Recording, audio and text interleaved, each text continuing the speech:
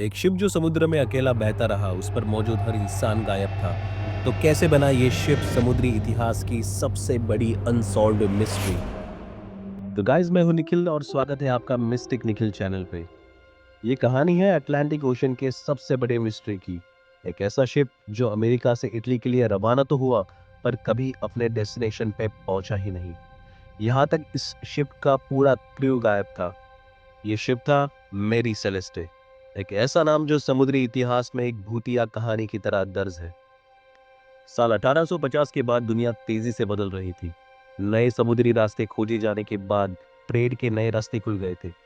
उन दिनों सारा ट्रेड, सारा व्यवहार समुद्री रास्ते से होता था। और ये वही दौर था जब कनाडा के स्पेंसर्स आइलैंड पे मेरी सेलेस्टे शिप को बनाया गया था। तो आते हैं इस शिप के उस सफर पर जहां से ये मिस्ट्री शुरू हुई।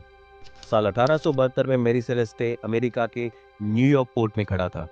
ये शिप 1700 मोस्ट एक्सपेंसिव शराब की बैरल से फुली लोडेड था। और शिप के कैप्टन थे captain Benjamin Briggs. Captain Briggs एक वेल एक्सपीरियंस्ड, मोस्ट अलर्ट और डेकोरेटेड कैप्टन थे, जो अपने शिप से और अपने फैमिली से बहुत प्यार करते थे। और अनफॉर्चुनेटली उनके इस आखिरी सफर पर उनकी वाइफ सारा ब्रिग्स और 2 साल की बेटी सोफिया भी उनके साथ थी। और उनके साथ थे 7 वेल एक्सपीरियंस्ड क्रू मेंबर्स। सो कुल मिला के 10 लोग इस शिप पर सवार थे, जिनका डेस्टिनेशन था इटली का जिनोवा शहर। मेरी सेलेस्टे ने 7 नवंबर 1872 को न्यूयॉर्क से अपना सफर शुरू किया। सब कुछ नॉर्मल था। कैप्टन ब्रिक्स अपने लॉग बुक में रोज शिप की पोजीशन, वेदर और कुछ इंपॉर्टेंट नोट्स लिखा करते थे। अटलांटिक के इस विशाल महासागर में ये शिप अपने डेस्टिनेशन की ओर बढ़ रहा था, लेकिन ये कोई नहीं जानता था कि ये सफर इस शिप पर सवार लोगों का आखिरी सफर होने वाला था। लगभग 1 महीने बाद 5 दिसंबर 1872 को पुर्तगाल के एजोरेस आइलैंड से लगभग 400 मील ईस्ट में दे ग्राडिया नाम का और एक शिप था जो अपने डेस्टिनेशन की ओर बढ़ रहा था। और इस शिप के कैप्टन थे कैप्टन डेविस मोराउस। ये कैप्टन ब्रिक्स के फ्रेंड भी थे और उन्हें पर्सनली भी जानते थे। उस सुबह कैप्टन मोराउस ने एक क्षितिज पर एक जहाज देखा जो एक अजीब तरीके से तैर रहा था। उसके पाल फटे हुए थे, कुछ पाल ढीले लटके थे। मोराउस ने जब दूरबीन से उसे देखा तो उसने पहचान लिया कि ये शिप मेरी सेलेस्टे ही थी। उन्हें लगा कि जहाज कोई मुश्किल में है या जहाज पर कोई प्रॉब्लम हुई है।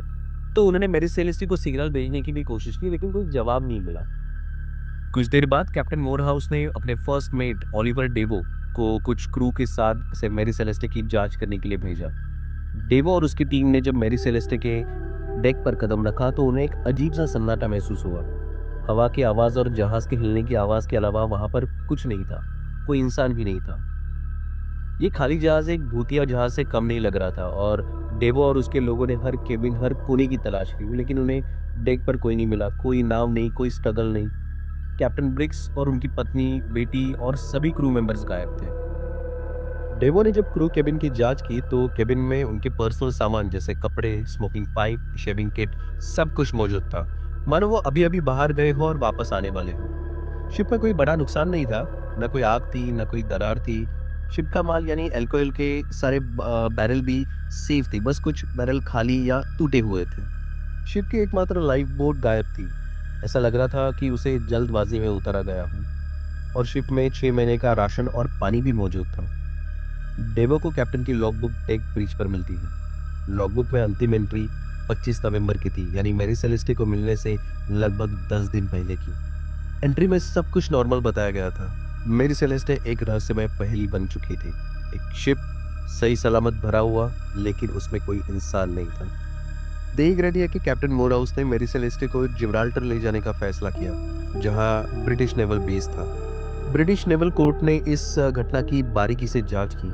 जांचकर्ताओं ने हर एंगल से सोचने की कोशिश की, पर कोई प्रॉपर सुटेबल जवाब नहीं मिला। तो क्या किसी समुद्री लुटेरों ने उन पर हमला किया था? पर शिप पर सारा सामान तो वैसे का वैसा था। अगर लुटेरों ने हमला किया होता तो कीमती सामान पीछे नहीं छोड़ते। तो ये काम किसी समुद्री लुटेरों का तो नहीं था। एक ये भी थ्योरी सामने रखी कि क्या क्रू मेंबर्स ने कैप्टन के अगेंस्ट कोई षड्यंत्र किया हो। पर मेरी सेलेस्टे पे ना कोई मारकाट के निशान थे, ना कोई खून के निशान थे। शिप पर हर कोई चीज अपनी जगह पर थी। क्या मेरी सेलेस्टे किसी तूफान की चपेट में आया था, जिससे कैप्टन और उसके क्रू ने मजबूरी में शिप छोड़ा? पर कैप्टन की लॉगबुक में ऐसे किसी तूफान का जिक्र नहीं था और न ही शिप पे तूफान से होने वाला कोई नुकसान दिख रहा था। कुछ लोगों का कहना था कि किसी सी मॉन्स्टर ने शिप पे अटैक किया होगा, जो कि उस टाइम पे ऐसी कहानियां काफी फेमस हो रही थी, पर इसका भी कभी कोई प्रूफ नहीं मिला। तो क्या कैप्टन ब्रिग्स ने इंश्योरेंस का पैसा हड़पने के लिए खुद को गायब किया होगा? बट ये थ्योरी इम्पॉसिबल थी क्योंकि कैप्टन ब्रिग्स एक रेप्यूटेड रिच आदमी थे, तो उनके पास ऐसा करने की कोई वजह नहीं थी।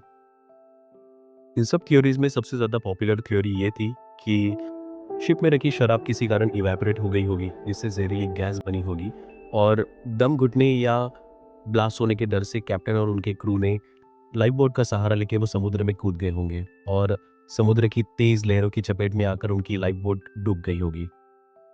पर ये थ्योरी में भी काफी अनसॉल्व्ड सवाल थे, जैसे अगर ब्लास्ट का खतरा था तो जब कोई ब्लास्ट नहीं हुआ तो वो वापस शिप पर क्यों नहीं गए और वो बिना किसी इमरजेंसी सामान के वो लाइफ बोट में क्यों गए होंगे? और मोस्ट इम्पोर्टेंट, लाइफ बोट और उसमें बैठे सभी 10 लोगों का क्या हुआ? मेरी सेलेस्टी की जांच का कभी कोई रिजल्ट नहीं निकला। किसी को भी ये नहीं पता चल सका कि उस जहाज पर क्या हुआ था। कैप्टन ब्रिग्स और उनके परिवार और वो 7 क्रू मेंबर्स वो बिना कोई निशान छोड़े गायब हो गए। ना कभी उनकी डेड बॉडीज मिली, ना वो एक लाइफ बोट जो मेरी सेलेस्टे पर थी, जैसे वो इस विशाल अटलांटिक ओशियन की हवाओं में कहीं घुल गए। पर मेरी सेलेस्टे की ये कहानी हमें सोचने पर मजबूर करती है। क्या समुद्र के पास कुछ ऐसे राज है जिन्हें इंसान कभी नहीं समझ पाएगा? क्या कोई अदृश्य शक्ति उस जहाज पर उस सवार लोगों को निगल गई? मेरी सेलेस्टे आज भी घोस्ट शिप की कहानियों की लिस्ट में सबसे टॉप पे है। एक ऐसा शिप जो अपने सभी रहस्यों के साथ समुद्र में भटकता रहा और उसके क्रू का कभी कोई पता नहीं चल सका। तो गाइस, आपको क्या लगता है क्या हुआ होगा उस दिन मेरी सेलेस्टे पर? क्या हुआ होगा उन 10 लोगों के साथ? अपने व्यूज मुझे कमेंट करके बताएं और ऐसे ही मिस्टीरियस हॉरर और थ्रिल से भरे कहानियों के लिए सब्सक्राइब कीजिए मिस्टिक निखिल चैनल को। तो मिलते हैं ऐसे ही और मिस्ट्री के साथ अगले वीडियो में।